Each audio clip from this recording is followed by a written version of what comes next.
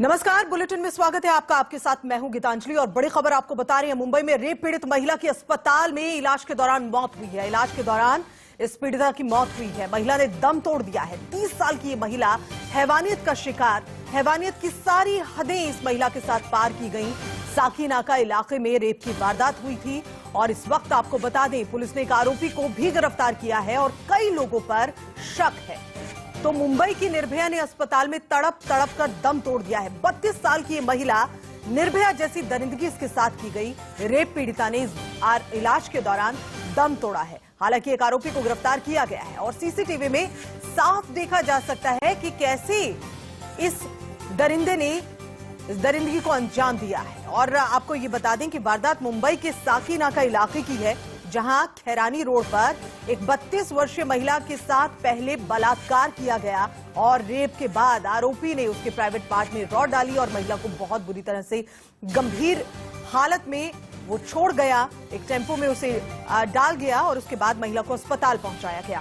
तो तस्वीरें जरा आप देखें, सीसीटीवी में कैद ये तस्वीरें जिन्हें हम आपको नहीं दिखा सकते हैं। ये इतनी भयावह तस्वीरें हैं। दरिंदगी इस तस्वीरों में देखी जा सकती है, लेकिन ये दरिंदे जो हैं, इनके खिलाफ पुख्ता सबूत हैं जिसने महिला के साथ हैवानियत को अंजाम दिया है। आरोपी को गिरफ्तार किया गया है। हालांकि शक की सुई अभी कुछ और लोगों पर भी है। तो इस वक्त ताजा अपडेट हम आपको इससे जुड़ा हुआ दे दें। 32 साल की महिला जिसके साथ निर्भया जैसी दरिंदगी की गई थी, हैवानियत की गई थी और गंभीर हालत में इसे अस्पताल लाया गया था। इलाज के दौरान महिला की मौत। देश की आर्थिक राजधानी मुंबई में निर्भया कांड जैसे ही बेहद घिनौना और दिल दहला देने वाला रेप केस हुआ। इस वक्त हम राजावाड़ी अस्पताल में मौजूद हैं और यहाँ पे पीड़िता ने दम तोड़ दिया है। दरअसल ज्यादा रक्त बहने के कारण अब पीड़िता ने दम तोड़ दिया है और यहाँ पर लगातार कई राजनेता आ रहे हैं। यहाँ पे पुलिस की तैनाती भी है और यहाँ पर अब इस वक्त चित्रा वाघ, जो कि महाराष्ट्र राज्य की बीजेपी वाइस प्रेसिडेंट है, वो यहाँ पर पहुंची हैं। इससे पहले बीएमसी मेयर किशोरी पेडनेकर यहाँ पर पहुंची थी और यहाँ पर लगातार जो पॉलिटिक्स से रिलेटेड लोग हैं वहाँ पर आना लगा हुआ है। लेकिन इन सबके बीच जो महिला की हालत थी वो नाजुक बताई जा रही थी सुबह से, और उसके बाद अब जाकर यह खबर आई है कि पीड़िता ने दम तोड़ दिया है। दरअसल ज्यादा रक्त बहाव के कारण अब ये हुआ है कि पीड़िता इसी अस्पताल में मौजूद थी। इसी अस्पताल में रात को 3:30 बजे के आसपास जब साकीनाका पुलिस स्टेशन को कॉल आया था, तब से यहाँ पर ही वो भर्ती थी। यहाँ पर उनका इलाज चल रहा था और अब वो हमारे बीच नहीं रही। दरअसल ठीक गणेश चतुर्थी के दौरान ही रात को कुछ महिला की जो वर्ष है 30 के आसपास बताई जा रही है, रेप हुआ और सबसे घिनौनी और दरिंदगी वाली कांड इसे मुंबई का कह सकते हैं, जहां पर जिसने रेप किया उसने महिला के प्राइवेट पार्ट में रॉड डाल दिया। और ये ठीक इसी तरीके से रोंगटे खड़े कर देता है। इसी तरीके से हमें निर्भया कांड की याद दिलाता है और एक बार फिर से इंसानियत को शर्मसार करता है। राजावाड़ी की तरफ से हम आपको पूरी ग्राउंड रिपोर्ट करके बता रहे हैं कि किस तरीके से मुंबई में इंसानियत को शर्मसार करने वाली एक रेप केस हुई और अब वो पीड़िता हमारे बीच नहीं रही। कैमरा पर्सन विष्णु के साथ श्वेता वर्मा, इंडिया न्यूज, मुंबई। तो मुंबई में ये हैवानियत हुई है और आपको ये दो तस्वीरें हम दिखा रहे हैं इस हैवानियत की। एक महिला के साथ दरिंदगी का सीसीटीवी फुटेज है, दूसरे में बीजेपी का प्रदर्शन है। ये तस्वीरें जरा आप देखें कि महिला के साथ पहले मारपीट की गई है। ये तस्वीरें हम आपको नहीं दिखा पा रहे हैं, ब्लर कर आपको दिखानी पड़ रही है, क्योंकि इन तस्वीरों को देखकर आप खुद सोचने पर मजबूर हो जाएंगे कि आखिर देश में महिलाओं की क्या स्थिति है। और खासतौर पर महाराष्ट्र की बात करें, जहां पर बलात्कार के आंकड़े 2019 के कंपैरिजन में अगर हम 2021 की बात करें तो उसमें कितना इजाफा हुआ है, गैंग रेप की वारदातों में कितना इजाफा हुआ है। ये तस्वीरें जो हैं हम आपको दो दिखा रहे हैं फिलहाल। मुंबई के निर्भया कांड जैसी बिल्कुल ये तस्वीर, एक जिसे हमने आपको बार बार कहा कि ब्लर कर दिखा रहे हैं, और दूसरी ओर बीजेपी का प्रदर्शन देखिए। कोई भी रेप की वारदात होती है तो फिर उसका राजनीतिकरण होना तय होता है, ये माना जाए। और अब एक बार फिर से वो राजनीतिकरण इस पूरे मामले का देखा जा रहा है। बीजेपी ने किस तरह से प्रदर्शन किया है, उद्धव सरकार को घेर रही हैं और सवाल पूछ रही हैं कि आखिर मुंबई में ये क्या हो रहा है। मुंबई के संदर्भ में अगर हम बात करें तो आए दिन ये आंकड़े जो हैं रेप की वारदातों के वो बढ़ रहे हैं। यहाँ मानव तस्करी के मामले बढ़े हैं, महिलाओं से अपराध के मामले बढ़े हैं, गैंग रेप की वारदात के मामले बढ़े हैं। तो कुल मिलाकर हम कह लीजिए कि आर्थिक जो राजधानी है, जो ये राज्य है, यहाँ पर किस तरह से महिलाओं को उत्पीड़न हो रहा है, ये सवाल अब जरूर बन रहे हैं। और आइए पहले आपको सुनवाते हैं महाराष्ट्र के पूर्व मुख्यमंत्री देवेंद्र फडणवीस ने इस पूरी घटना पर क्या कुछ कहा है। साकी नाका की जो घटना है ये बहुत ही दुर्भाग्यपूर्ण है। हम इसकी निंदा करते हैं और जिस प्रकार से ये घटना हुई है एक प्रकार से मानवता को कालिख पोतने वाली ये घटना है। दिल्ली की निर्भया की घटना को उसकी जो याद है उसको ताज़ा करने वाली इस प्रकार की ये घटना है। हमारी मांग है कि इसके ऊपर कड़ी कार्रवाई की जाए, तुरंत फास्ट ट्रैक कोर्ट्स तैयार किए जाए, आरोपियों को सजा मिले और हमारे तो मांग ये रहेगी कि ऐसे आरोपियों को सजा देना तो कोर्ट का काम है पर उनको फांसी की सजा ही होनी चाहिए। इस प्रकार की हमारी यहाँ पर मांग रहेगी। कुल मिलाकर अगर हम देखें तो पिछले एक महीने में महाराष्ट्र में बलात्कार, सामूहिक बलात्कार, इसकी घटनाएं बहुत ज़्यादा बढ़ रही है और ये बहुत चिंता की बात है। सरकार ने इसकी ओर ध्यान देना चाहिए, ऐसा हमारा मानना है। लेकिन इसमें इंटरफियरेंस चल रहा है। आपको पता है एक सीबीआई जांच चल रही है, उसमें तो बहुत जबरदस्त ऐसी चीजें बाहर आ रही है। अभी 2 दिन पहले जिस प्रकार से ट्रांसफर हुई है उसमें भी कई आईएएस अधिकारियों ने ये कहा है कि उनको दरकिनार कर दिया गया है। कई स्टेट कैडर के भी बड़े अफसरों को छोड़कर उनसे जूनियर अफसरों को पोस्ट डाउनग्रेड करके उस पोस्ट पर लिया गया है। तो इस प्रकार की जब घटनाएं होती है तो इससे एक डिसिप्लिन फोर्स में एक इनडिसिप्लिन तैयार होता है और उसका फायदा ये जो हमारे मतलब जिस प्रकार के अपराधी होते हैं, जो समाज विरोधी तत्व होते हैं, उन तत्वों को होता है, वो दिखाई पड़ रहा है। वो मुख्यमंत्री देवेंद्र फडणवीस को आप सुन रहे थे और वो भी यही कह रहे हैं कि बलात्कार के मामले में महाराष्ट्र पीछे नहीं है, लगातार ये आंकड़े बढ़ रहे हैं। आइए इसी पर हम चर्चा कर रहे हैं। हमारे साथ इस वक्त चर्चा के लिए बरखा सिंह पूर्व अध्यक्ष हैं डीसीडब्ल्यू की, साथ ही हमारे साथ अभिषेक शर्मा है, हमारी संवाददाता श्वेता वर्मा भी हमारे साथ बनी हुई है। हम अपने संवाददाताओं के पास चले। बरखा जी, पहले आपका स्वागत है। बरखा जी, निर्भया केस के बाद, निर्भया कांड के बाद कुछ नहीं बदला है, एक और वारदात इस तरह की सामने आई है, कैसे देख रही हैं आप? देखिए, ये वाकई बहुत अफसोस की बात है।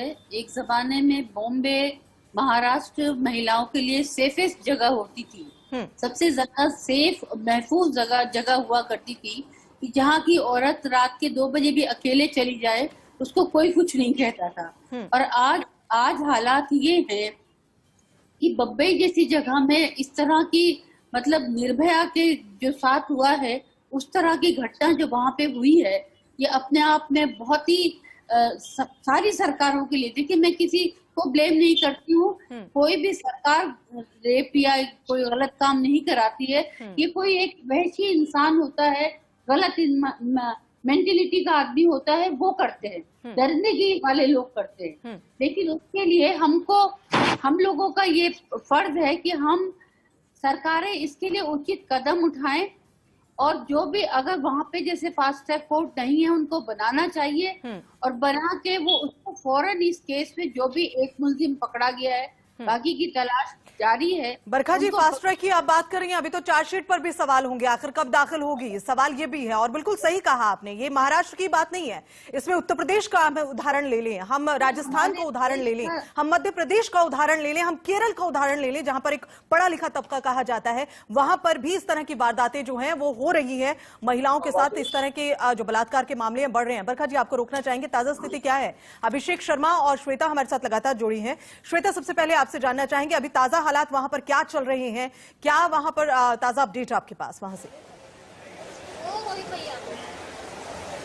जी बिल्कुल गीतांजलि, देखिए बतौर पत्रकार हम कई खबरें हैं जो दर्शकों के बीच लेके आते हैं, लेकिन कुछ ऐसी खबरें होती हैं जो बिल्कुल इंसानियत को शर्मसार करते हुए अब दिल को सुन्न कर देती हैं। और इसी तरीके की घटना जो हम इस वक्त साकिना का रेप केस की बात कर रहे हैं, अब आप देखिए तस्वीरों में, ये राजावाड़ी अस्पताल के पास हम मौजूद हैं और यहाँ पर लगातार कई लोग आ रहे हैं, कई लोगों ने प्रदर्शन किया है, कई लोग आवाज उठा रहे हैं।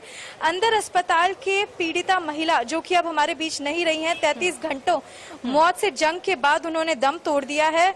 उनकी जो मम्मी है, उनकी माँ यहाँ पर मौजूद है और उनकी छोटी बेटी जिनकी उम्र 11 साल बताई जा रही है वो इस अस्पताल में मौजूद है। हालांकि यहाँ पर कई पत्रकार यहाँ पर मौजूद है जिन्हें मिलने नहीं दिया जा रहा। हमने भी बहुत प्रयत्न किया अंदर जाए, लेकिन पुलिस यहाँ पर बड़े ही हैवी डिप्लॉयमेंट हम कह सकते हैं, पुलिस की बड़ी तैनाती है। लेकिन यहाँ पर कुछ महिला एक्टिविस्ट आई थी, उनमें से योगिनी जी हमारे साथ हैं।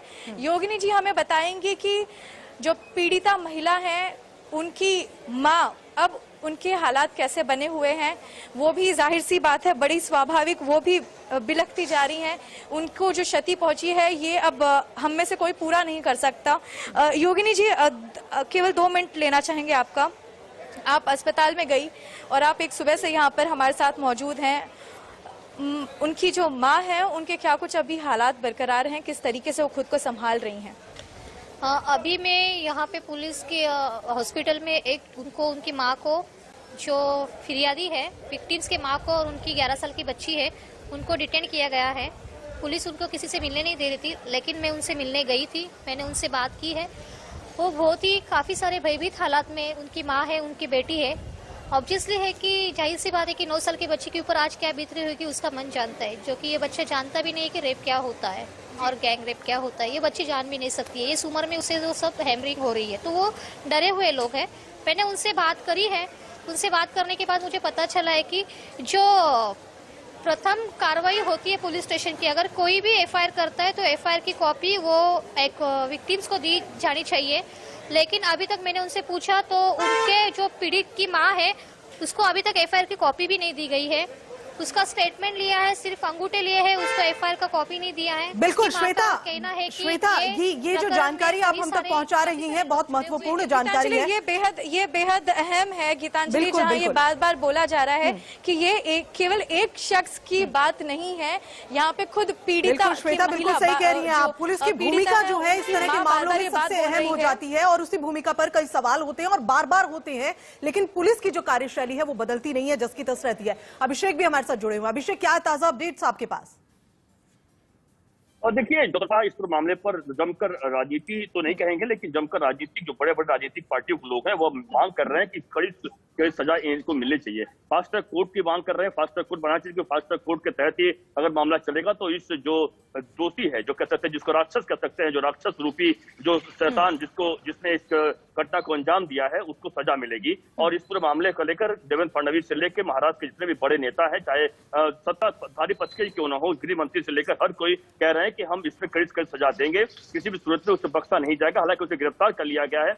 आगे जो कानूनी कार्रवाइयां होती है, अब हो सकती है, वो चल रही है। लेकिन इसके पीछे लगातार पुलिस इस मामले में जांच में जुटी हुई है कि आखिर मोटिव क्या था, क्योंकि जो पीड़ित थी उसका बयान सही से नहीं हो पाया, क्योंकि जब से पीड़ित मिली थी अनकॉन्शियस हालत में थी, उसको होश नहीं था, बेहोश हालत में थी और आखिरकार उसकी अब हमारे बीच नहरी मौत हो चुकी है। तो इसका मोटिव पुलिस को जानना है कि आखिरकार क्यों इसने किया, क्या कोई आपसी रंजिश थी, क्या पहले से इनको, क्योंकि जिस तरीके से आप फुटेज जो हाथ लगा है।